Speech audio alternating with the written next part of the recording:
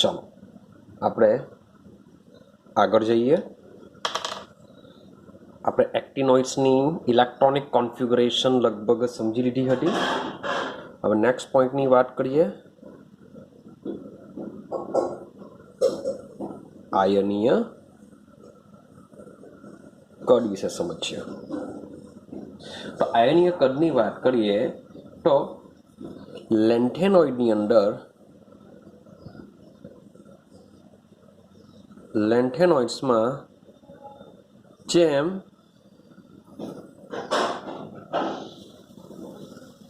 આયનીય કદમાં ઘટાડો થાય છે તે જ પ્રમાણે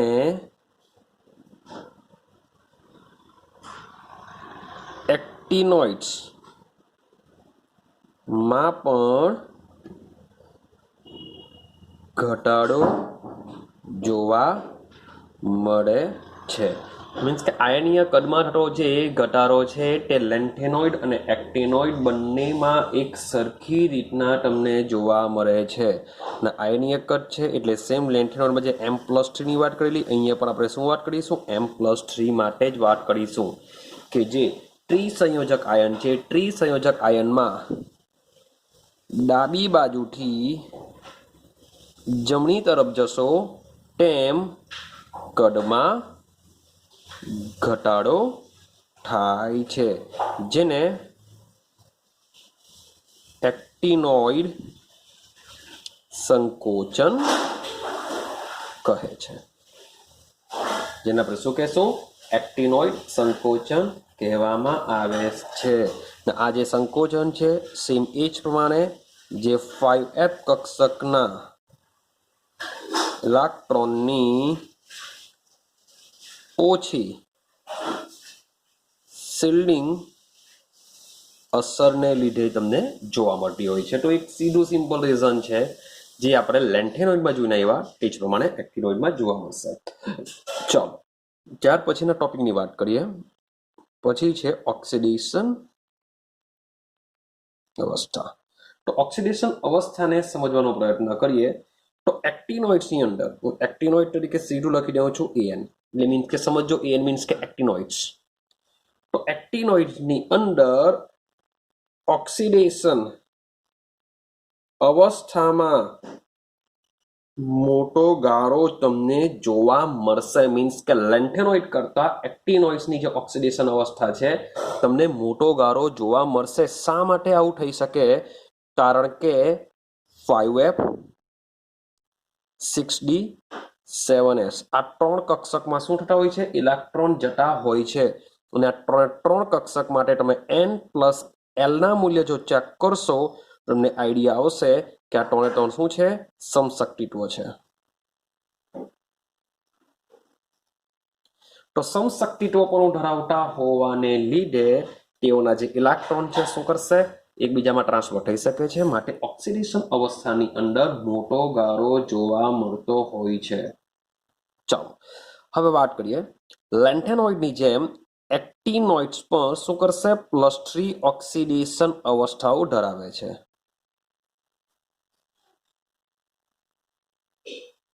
જે એક્ટિનોઇડ્સ છે એક્ટિનોઇડ્સ બી શું કરશે? +3 ઓક્સિડેશન અવસ્થાઓ ધરાવે છે। પરંતુ વાત કરીએ તો શ્રેણીના પ્રથમ અડધો ભાગ લઈએ આપણે, અડધો ભાગ। તો શ્રેણીનો જે પ્રથમ અડધો ભાગ છે એ અડધા ભાગમાં તત્વો ઊંચી ઓક્સિડેશન અવસ્થા ધરાવે છે। શરૂઆતના જે તત્વો શું કરશે? ઊંચી ઓક્સિડેશન એટલે કે મહત્તમ ઓક્સિડેશન અવસ્થા ધરાવે છે। જેમ કે શરૂઆત આપણે થોડિયમની કરીએ તો ભાઈ જે થોડિયમ છે એ +4 ઓક્સિડેશન અવસ્થા ધરાવે છે। ત્યાર પછી વાત કરીએ પ્રોટેક્ટેનિયમ વિશે। તો પ્રોટેક્ટેનિયમની જો વાત કરીએ તો એ સૌથી વધુ ઓક્સિડેશન અવસ્થા +5 ધરાવે છે। વાત કરીએ યુરેનિયમ તો યુરેનિયમની સૌથી ઊંચી ઓક્સિડેશન અવસ્થા +6 સુધી ધરાવી શકે છે। વાત કરીએ નેપ્ચ્યુનિયમ વાત કરીએ પ્લુટોનિયમ તો આ બંનેની પણ +7 ઓક્સિડેશન અવસ્થા ધરાવી શકે છે. તો શ્રેણીના અડધા ભાગ સુધીના જે તત્વો છે એ +4 +5 +6 +7 સુધીની ઊંચી ઓક્સિડેશન અવસ્થાઓ ધરાવી શકે છે. પરંતુ ત્યાર પછી જઈએ, પછી મીન્સ કે અંત તરફ જઈએ, તો શ્રેણીમાં અંત તરફ જતા ફરીથી પાછી ઓક્સિડેશન અવસ્થા ઘટતી તમને જોવા મળશે. ક્લિયર થાય છે? અને બીજી એક વસ્તુ તમને કહી દઉં કે લેન્થેનોઇડમાં આપણે સમજીને આવેલા કે લેન્થેનોઇડ્સમાં +3 ઓક્સિડેશન અવસ્થા સ્થાયી છે. લેન્થેનોઇડમાં +3 ઓક્સિડેશન અવસ્થા કેવી છે? સ્થાયીત્વતા ધરાવે છે. સેમ આપણે વાત કરીએ એક્ટિનોઇડ્સમાં પણ +3 ઓક્સિડેશન અવસ્થા શું છે? સ્થાયીત્વ ધરાવે છે. મીન્સ કે +3માં જ આના ઘણા બધા સંયોજનો તમને જોવા મળશે. પણ સાથે સાથે એક્ટિનોઇડ્સની અંદર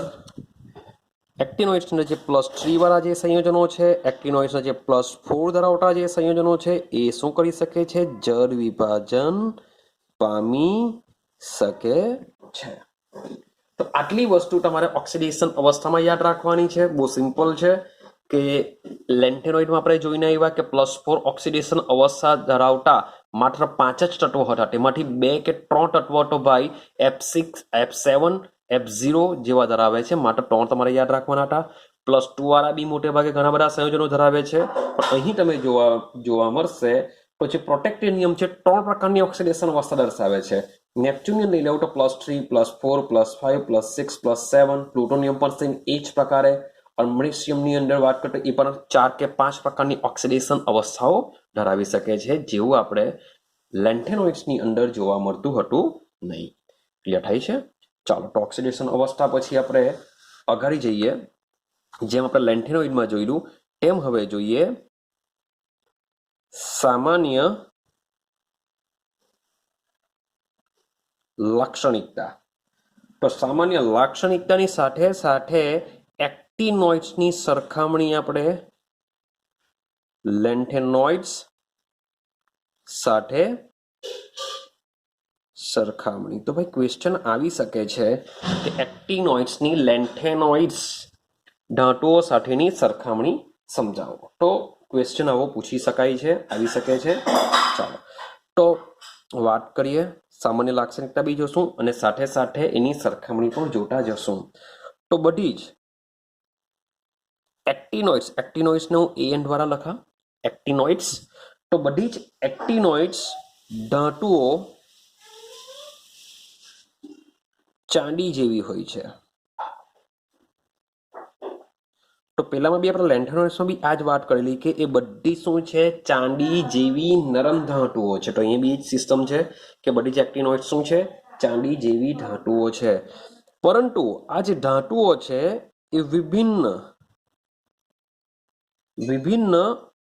બંધારણો દર્શાવે છે. જ્યારે પેલામાં આ રીતના આપણે વાત કરી ન હતી. તો વિભિન્ન બંધારણો દર્શાવે છે. આ વિભિન્ન બંધારણો દર્શાવવાનું રીઝન એક જ છે કે તેઓ વિભિન્ન અથવા તો અનિયમિત ધાત્વિય ત્રિજ્યા ધરાવી શકે છે. વિભિન્ન બંધારણો દર્શાવવાનું રીઝન શું છે? વિભિન્ન ધાત્વિક ત્રિજ્યાઓ દર્શાવે છે, માટે એ વિભિન્ન બંધારણો દર્શાવે છે. તો પહેલો પોઈન્ટ તમારે યાદ રાખવાનો છે કે બધી જ એક્ટિનોઇડ્સ ધાતુઓ ચાંદી જેવી હોય છે. પેલી બી ચાંદી જેવી હોય છે. પણ આ જે ધાતુઓ છે વિભિન્ન બંધારણ દર્શાવે, તેમાં લેન્થેનોઇડ્સની અંદર આ પ્રકારનું સેન્ટન્સ તેમાં હતું નહીં.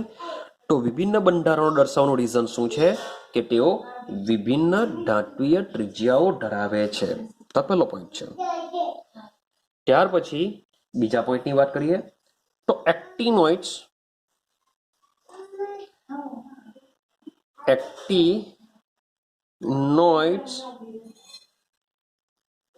અત્યંત પ્રતિક્રિયાત્મક ધાતુઓ છે.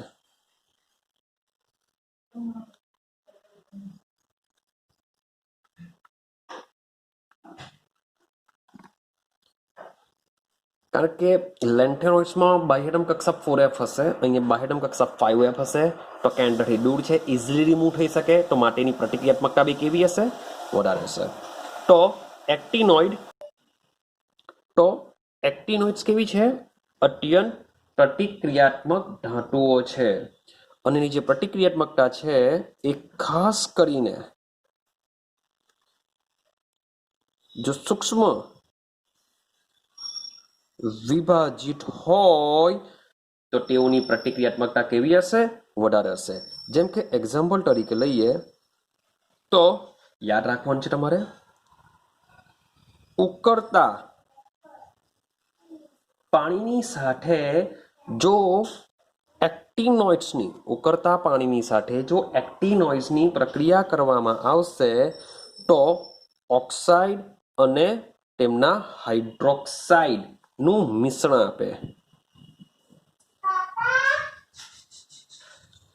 તો ઉકળતા પાણી સાથે જો એક્ટિનોઇડ ધાતુની જો રિએક્શન કરવામાં આવશે તો એક્ટિનોઇડના ઓક્સાઇડ બનશે. એક્ટિનોઇડના ઓક્સાઇડ કયા પ્રકારના હશે? તો An2O3 પ્રકારના ઓક્સાઇડ હશે, અને આની વાત કરીએ તો AnOH3 પ્રકારના હાઇડ્રોક્સાઇડ બનાવી શકે છે. ક્લિયર થાય છે? ચાલો આગળ જોઈએ. મધ્યમ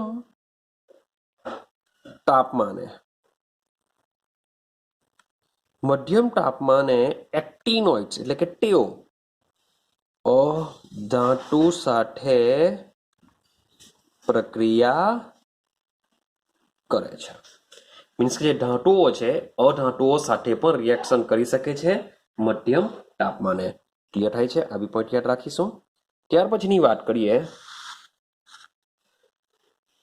HCl hydrochloric acid. Hydrochloric acid શું કરશે? બધી જ એક્ટિનોઇડ સાથે પ્રક્રિયા કરે છે. એટલે કે બધી જ એક્ટિનોઇડ્સ HCl માં શું કરશે? દ્રાવ્ય થાય છે, એની સાથે રિએક્શન કરી શકે છે. પરંતુ વાત કરીએ HNO3 તો નાઇટ્રિક એસિડ સાથે બધી જ એક્ટિનોઇડ્સ રિએક્શન કરી શકતી નથી અથવા તો ઓછી અસર પામે છે. તો રીઝન એવું છે કે જે નાઇટ્રિક એસિડ છે એ આ જે ધાતુઓ છે ધાતુઓ પર શું રચાઈ ગયેલું હોય છે? ઓક્સાઇડનું સ્તર રચાઈ ગયેલું હોય છે. તો ઓક્સાઇડનું સ્તર રચાઈ ગયેલું હોવાથી ઓક્સાઇડથી શું કરશે? રક્ષણ પામે છે. માટે HNO સાથે બધી જ ધાતુઓ રિએક્શન કરતી નથી. અને હજી એક પોઈન્ટ યાદ રાખવાનો છે તમારે, જે આલ્કલી છે એટલે કે બેઝિક છે, તો જે આલ્કલી છે તો આલ્કલીની આ ધાતુઓ પર કોઈ અસર થતી નથી. એક સીધું સિમ્પલ માની લો કે 14 તત્વો છે, 14 તત્વોમાંથી કોઈ પણ એક તત્વ આપી દેશે અને નીચે તમને ક્વેશ્ચન પૂછી શકાય કે માની લો કે કોઈ બી એક ધાતુ લઈ લઈએ, એક્ટિનોઇડ્સ નીચેનામાંથી કોની સાથે પ્રક્રિયા કરતું નથી, તો તમને HCl આપી દેશે, HNO3 આપી દેશે, NaOH આપી દેશે, ઉપરની તમામ એવા સમથિંગ ઓપ્શન આપશે. તો આન્સર શું આવશે? Base, alkali. આલ્કલી મીન્સ કે બેઝ. તો બેઝ સાથે આ ધાતુઓ કોઈ પણ પ્રક્રિયા કરતી નથી. તો એ આપણે યાદ રાખવાનું છે. ક્લિયર છે? તો આ પોઈન્ટ છે, તમે યાદ રાખજો. આગળના પોઈન્ટની વાત કરીએ. ચાલો સમજો. હવે એક્ટિનોઇડ્સની વાત કરીએ ચુંબકીય ગુણધર્મો વિશે. ચુંબકીય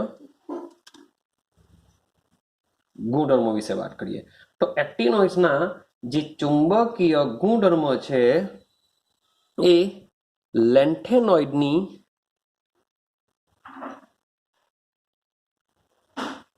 સરખામણીમાં વધુ જટિલ છે. શું છે? વધુ જટિલ છે. કેમ? કારણ કે એક્ટિનોઇડ્સની વાત કરીએ તો એમાં શું આવશે? 5F કક્ષામાં ઇલેક્ટ્રોન આવવાના. લેન્થેનોઇડની વાત કરીએ તો તેમાં શું આવશે? 4F કક્ષકમાં ઇલેક્ટ્રોન આવવાના. તો એક્ટિનોઇડનો જે ચુંબકીય ગુણધર્મ છે એ 5Fમાં અયુગ્મિત ઇલેક્ટ્રોનની સંખ્યા સાથે આધાર ધરાવે છે, જ્યારે લેન્થેનોઇડમાં 4F કક્ષકમાં રહેલા ઇલેક્ટ્રોન સાથે સંબંધ ધરાવે છે. પણ તેમ છતાં પણ બંનેના ચુંબકીય ગુણધર્મોની જ્યારે કમ્પેરિઝન કરવામાં આવે છે ત્યારે એક્ટિનોઇડ્સ કરતાં લેન્થેનોઇડ્સના જે ચુંબકીય ગુણધર્મો છે એ થોડા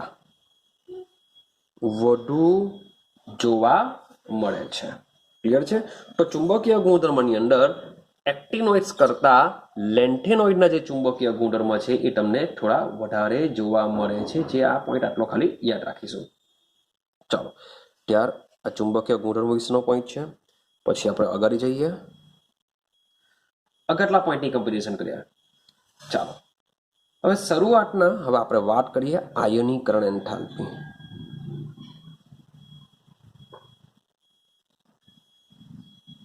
ચાલો, તો આયનીકરણ એન્થાલ્પીની વાત કરીએ તો હવે એક્ટિનોઇડ્સની વાત કરીએ, લેન્થેનોઇડ સાથે સરખામણી કરીએ. એક્ટિનોઇડ્સમાંથી ભાઈ ઇલેક્ટ્રોન 5f આમાં 4f. આમાં છેલ્લો ઇલેક્ટ્રોનની વાત કરીએ તો અહીંયા 6s આવશે, અહીંયા શું આવશે 7s આવશે. ક્લિયર થાય છે? તો મીન્સ કે એક્ટિનોઇડ્સ છે એ કેન્દ્રથી દૂર આવેલી છે, લેન્થેનોઇડ કેન્દ્રથી થોડીક નજીક આવશે, એટલે કે અંદરની તરફ હશે. તો આ કેન્દ્રથી દૂર આવેલી હોય તો તેના ઇલેક્ટ્રોનનું કેન્દ્ર પ્રત્યે આકર્ષણ બી કેવું ઓછું હોવાનું, માટે આયનીકરણ એન્થાલ્પી કેવી હશે? ઓછી હશે. પણ તેમ છતાં બી એક્ટિનોઇડ્સ જે છે, એક્ટિનોઇડ્સના જે શરૂઆતના તત્વો છે તેની આયોનાઇઝેશન એન્થાલ્પી એટલે કે આયનીકરણ એન્થાલ્પીના મૂલ્યો ચોક્કસ જાણીતા નથી. એ થાય છે કે જે શરૂઆતના એક્ટિનોઇડ્સના જે તત્વો છે એના મૂલ્ય ચોક્કસ જાણીતા નથી. અને એટલું આપણે અંદાજો લગાવી શકીએ છીએ કે જે શરૂઆતના જે લેન્થેનોઇડના આયનીકરણ એન્થાલ્પીના મૂલ્ય છે તેના કરતાં કેવા હશે? ઓછા જ હશે. ભલે ચોક્કસ રીતે જાણતા નથી, પરંતુ એવું કમ્પેરિઝન કરી શકાય કે લેન્થેનોઇડના શરૂઆતના તત્વો કરતા કેવા હશે? ઓછા હશે. શા માટે ઓછા હશે? કારણ કે અહીં ઇલેક્ટ્રોન 7s માંથી નીકળશે, અહીં ઇલેક્ટ્રોન 6s માંથી નીકળશે. તો 6s માં રહેલા ઇલેક્ટ્રોનનું કેન્દ્ર પ્રત્યે આકર્ષણ વધારે હોય છે. ક્લિયર છે? તો એને અહીં સમજાવવાનો પ્રયત્ન કરેલો છે, કારણ કે અહીં તમને જે શિલ્ડિંગ અસર જોવા મળશે, અહીં શિલ્ડિંગ અસર 7s માટે વધારે હોય છે. વધારે હોવાને લીધે 7sના ઇલેક્ટ્રોનનું કેન્દ્ર પ્રત્યે આકર્ષણ ઓછું હોય છે. જ્યારે આમાં શું થશે? શિલ્ડિંગ અસર આમાં વધારે હોય છે, આમાં ઓછી હોય છે. શિલ્ડિંગ અસર ઓછી હોવાને લીધે 6sના ઇલેક્ટ્રોનનું કેન્દ્ર પ્રત્યે આકર્ષણ વધારે હોય છે. માંથી 6sના ઇલેક્ટ્રોનને દૂર કરવા માટે ઉર્જા કેવી આપવી પડશે? વધારે આપવી પડશે. માટે જ લેન્થેનોઇડના જે 6sના ઇલેક્ટ્રોન છે એ વધુ મજબૂત કેન્દ્ર સાથે આકર્ષાયેલા હોય છે. તો આ જેટલા મજબૂત રીતના આકર્ષાયેલા હોય છે એટલા જ મજબૂત રીતના 7sના ઇલેક્ટ્રોન કેન્દ્ર સાથે આકર્ષાયેલા હોતા નથી. માટે જે એક્ટિનોઇડ્સ છે એ એક્ટિનોઇડ્સની આયનીકરણ એન્થાલ્પીના મૂલ્ય કેવા હોય છે? નીચા હોય છે. ક્લિયર થાય છે?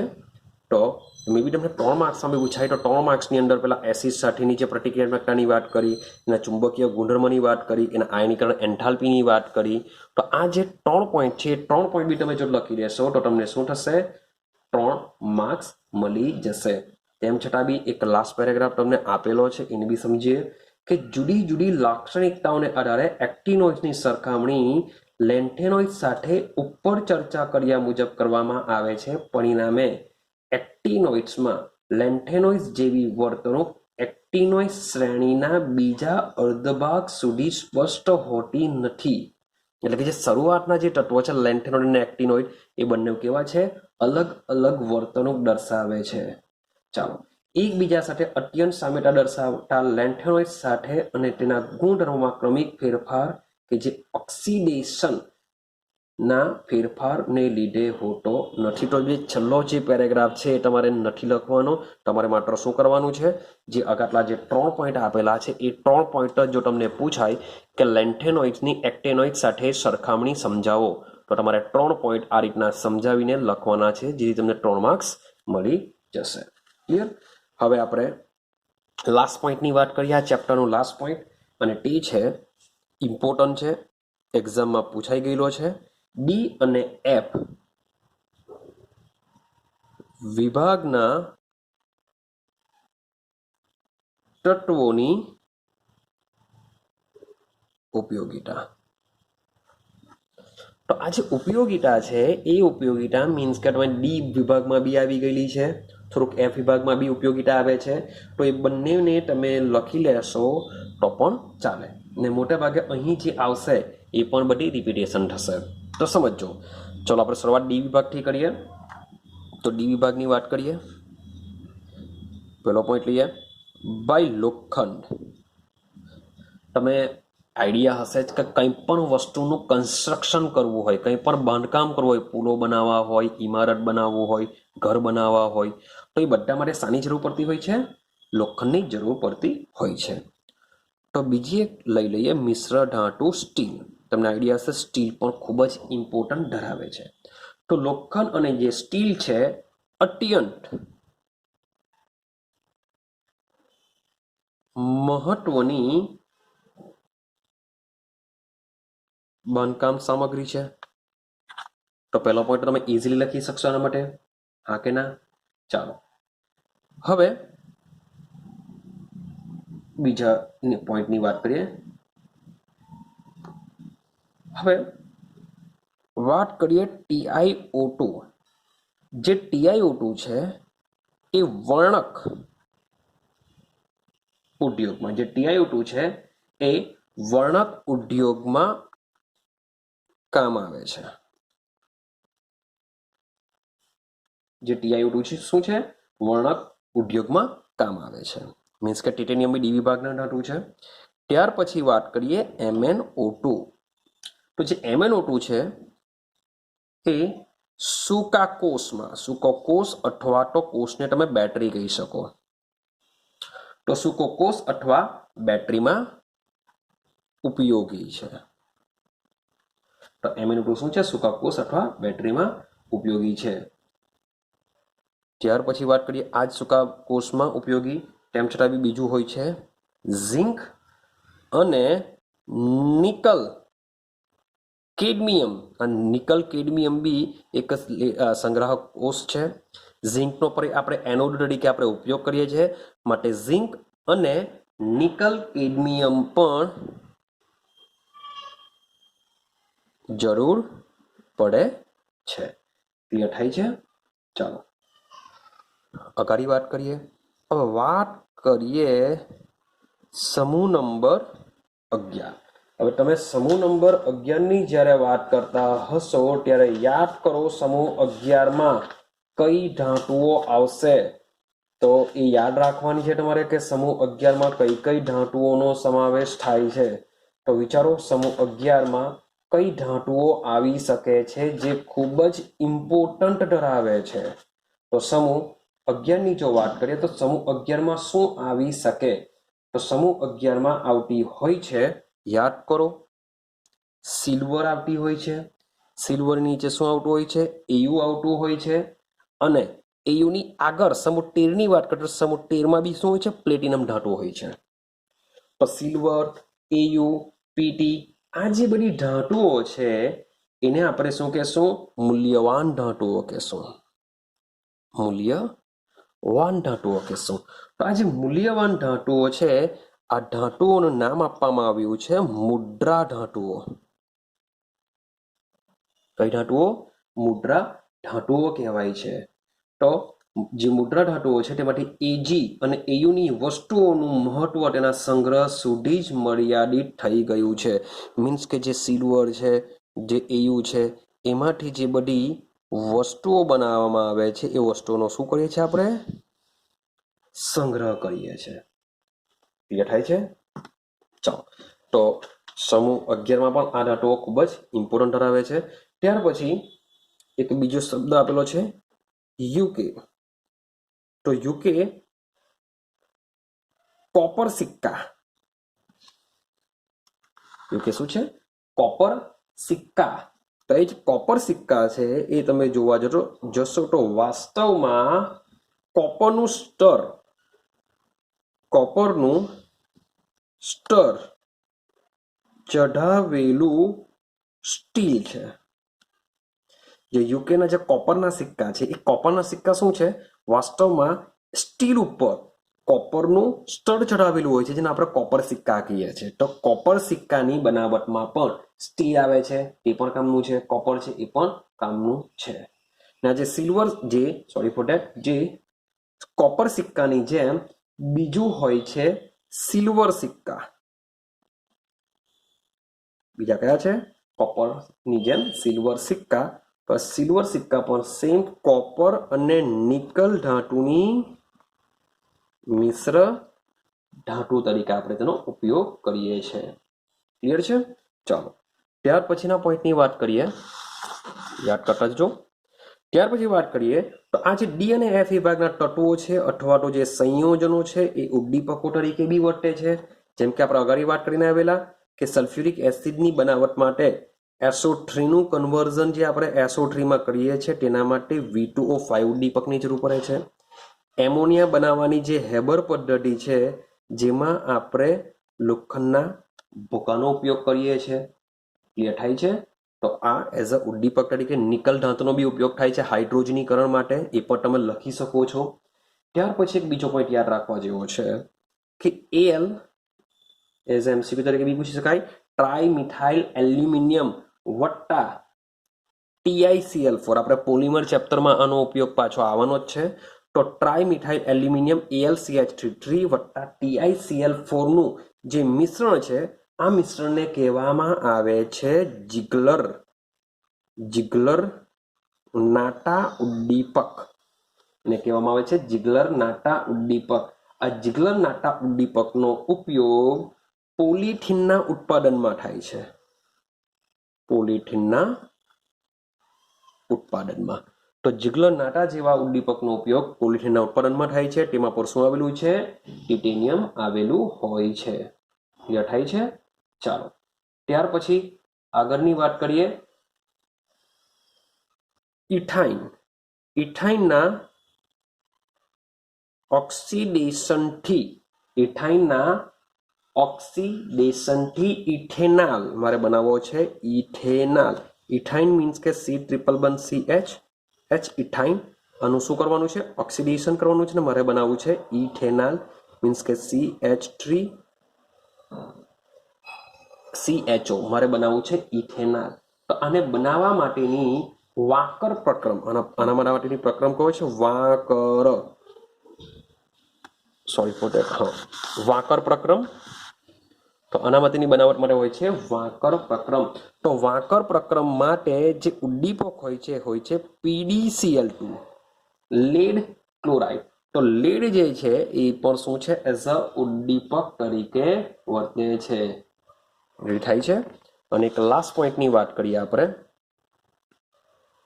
જે નિકલ સંયોજનો છે, કયા સંયોજનો છે? નિકલ નિકલના સંકીર્ણો છે જે આલ્કાઇલ સંયોજનો અને શબ્દ બોલું છું આલ્કાઇન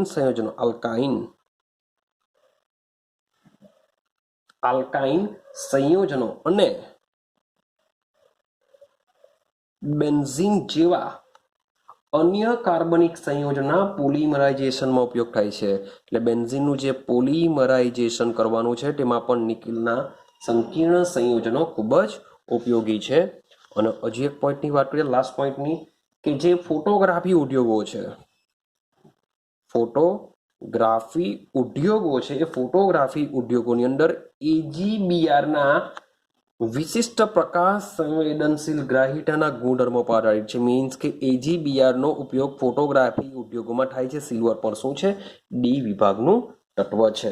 તેમ છતાં બી લખી શકો કે જે એફ વિભાગના જે રેડિયો સક્રિય તત્વ છે યુરેનિયમ છે એ એઝ અ પરમાણુ ઉર્જા તરીકે પણ આપણે એનો ઉપયોગ કરી શકીએ છીએ. ક્લિયર? તો આ છે એના ઉપયોગો, જે ખૂબ જ કામનું છે. અહીં આપણે ચેપ્ટર પૂરું કરીએ છીએ. નેક્સ્ટ વિડીયોમાં આપણે નવા ચેપ્ટરની શરૂઆત કરીશું.